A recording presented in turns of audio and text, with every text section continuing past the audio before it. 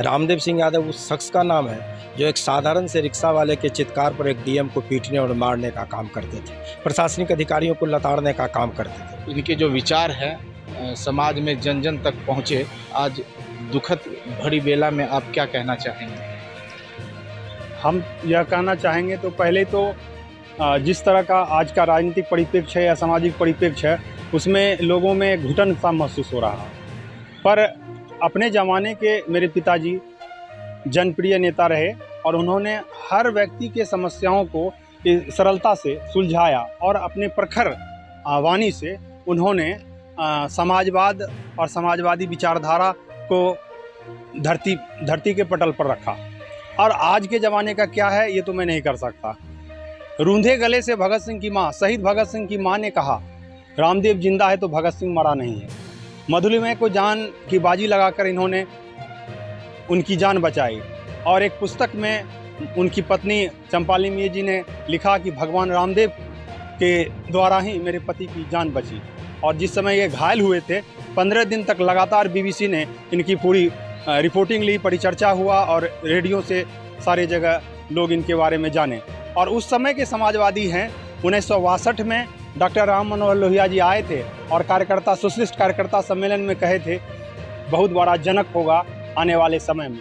राजनीतिक घटनाक्रम चलता रहा और जब से जातीय समीकरण, सांप्रदायिक समीकरण का बोलबाला हुआ, उसके बाद चुनाव की जो नैया इनकी पार नहीं लग पाई। बहरहाल जो भी है, मुंगेर और पूरा प्रदेश और पूरा देश इन्हें जानता है कि रामदेव सिंह यादव एक महान समाजवादी रहे हैं। नेता थे, हमारे बीच आज चले गए, लेकिन राजनीतिक इस घर से शुरुआत क्यों नहीं हुई? नहीं, इनकी सबसे बड़ी चीज़ कि सभी बच्चों को कहे कि तुम अपने ओर से स्वतंत्र हो। लोकतंत्र स्वतंत्रता का प्रतीक होता है। तब लोकतंत्र का मतलब यह नहीं है कि हम उसका मठाधीश हो जाएं। आजकल जितनी भी क्षेत्रीय पार्टी बनी है और उसके जो माने परंपरावादी या परिवारवादी उसके मठाधीश हो चुके हैं, इससे राजनीति में संकीर्णतावाद आ चुका है, जिसकी वजह से लोग राजनीति को एक व्यापार मानने लगे हैं। जबकि राजनीति लोकतंत्र का बहुत बड़ा स्तंभ है। उसमें जब तक लोग स्वतंत्र होकर, निष्पक्ष होकर नहीं जीना चाहेंगे, तब तक लगेगा कि आज का लोकतंत्र मेरे लिए सबसे बड़ा घुटन और कुठाराघात का प्रतीक होगा। मेरा नाम दीपांकर दीप है, मैं व्याख्याता हूँ। सही मायने में बिहार में लोहिया कर्पूरी की श्रेणी के बाद के यदि शोषितों दलितों के कोई असली नेता और प्रवक्ता हुए तो रामदेव सिंह यादव हुए, जिनके कथनी और करनी में कोई विभेद नहीं होता था। रामदेव सिंह यादव उस शख्स का नाम है जो एक साधारण से रिक्शा वाले के चित्कार पर एक डीएम को पीटने और मारने का काम करते थे, प्रशासनिक अधिकारियों को लताड़ने का काम करते थे। हर समय, चाहे वो सरकार की बात हो, प्रशासन की बात हो, जो उनकी तानाशाही प्रवृत्ति होती थी, उनके विरुद्ध संघर्ष करने का रामदेव सिंह यादव था। हिंदुस्तान के जब बहुत चर्चित समाजवादी नेता और डॉक्टर लोहिया के शिष्य मधुलिमय जब यहाँ चुनाव लड़ने के लिए आए थे और यहाँ के स्थानीय नेता में उनका जो प्रभाव था, तो यहाँ पर जब उन पर हमला हुआ तो इसने अपनी जान की बाजी लगा करके उनको बचाने का भी काम किया।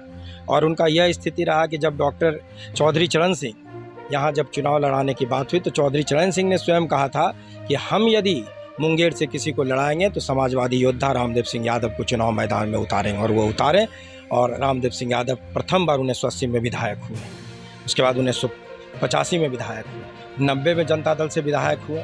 किसानों के लिए अनेकों काम किए, जिसमें एक उल्लेखनीय उनका उदाहरण है कि 10,000 तक का ऋण किसानों के लिए माफ़ किए। और उनके बाद जब सरकार से टकराहट हुई तो बिना सिद्धांत से समझौता किए सरकार से अलग हो गए।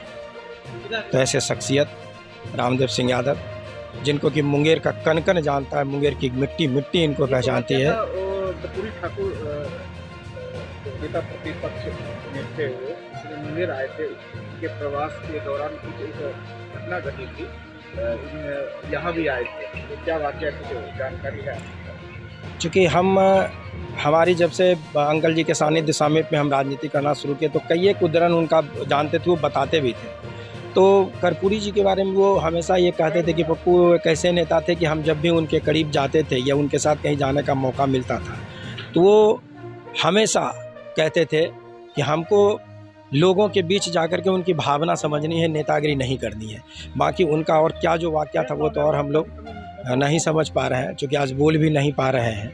यह हम लोगों के लिए नहीं, आज मुंगेर के लिए का पूर्णिया क्षति है।